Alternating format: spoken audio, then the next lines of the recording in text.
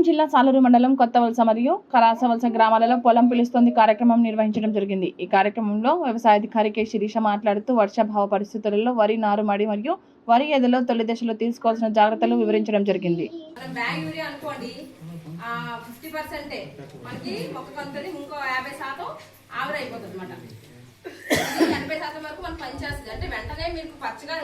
చేను తిరగకపోయినా సరే దీని పనితనం మాత్రం మనకి 15 రోజుల వరకు ఖచ్చితంగా ఉంటుంది.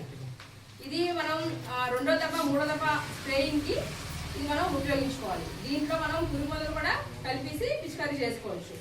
మొదటి దఫా మనం 3 దఫాలు యూరియా వేస్తాం ఏ పట్టుకని కాబట్టి మొదటి దఫా మీరు బ్యాగ్ యూరియా వేసుకోండి. రెండో దఫా మూడో దఫా మీరు వాడేటప్పుడు ఈ నానో యూరియా అనేది మీరు స్ప్రే చేసుకోండి. ఎందుకంటే దీంట్లో మనకి 80% వరకు మనకి మొక్క తీసుకుంటుంది. ఇది ఆకుల ద్వారా పీల్చుకుంటుంది అనమాట స్ప్రేయింగ్ అనేప్పుడు. సో ఎలాగో మనం పురుగు మందు రెండో దఫా మూడో దఫా మనం కొడతాం కాబట్టి ఆ పురుగు మందు కూడా ఇందులో మనం కలిపి మనం స్ప్రేయింగ్ అనేది చేసుకోవాలి. మనం జల్లుకోవచ్చు. ఇంతకుముందు మీకు చెప్పాను కదా పిఎస్బి, ఇది కూడా దీంతో విత్తన శుద్ధి చేసుకోవచ్చు. ఇది సూడోమోనాస్ అంటే ఇలాగే సూడోమోనాస్ కూడా ఉంటుంది, అది బ్యాక్టీరియా అన్నమాట. ఇది ఫంగస్. సో ఇది ఏం చేస్తామంటే ఈ శిలీంధ్రాలు మనం ఇప్పుడు విత్తన శుద్ధి చెప్పాను కదా మీకు, వరికి అనుకోండి 1 కేజీ విత్తనానికి 8 గ్రాములు దీంతో కలిపి మనం విత్తన శుద్ధి చేసుకొని జల్లుకోవాలి. లేదు అంటే మనం కట్టలు కడతాం కదా మనం ఉడిసేటప్పుడు, ఇది ఒక చిన్న దాంట్లో బేసిన్లోని ఈ పౌడర్ వేసేసి నీటిలోని ఆ కట్టలు కట్టినవి 1 గంట అరగంట ఉంచేసి అప్పుడు మళ్ళీ నాటుకుంటే మనకి తెగుళ్ళు రాకుండా ఉంటాయి.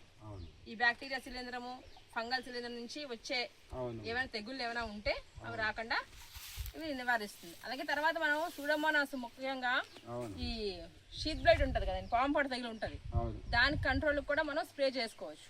అది బాగా పనిచేస్తుంది.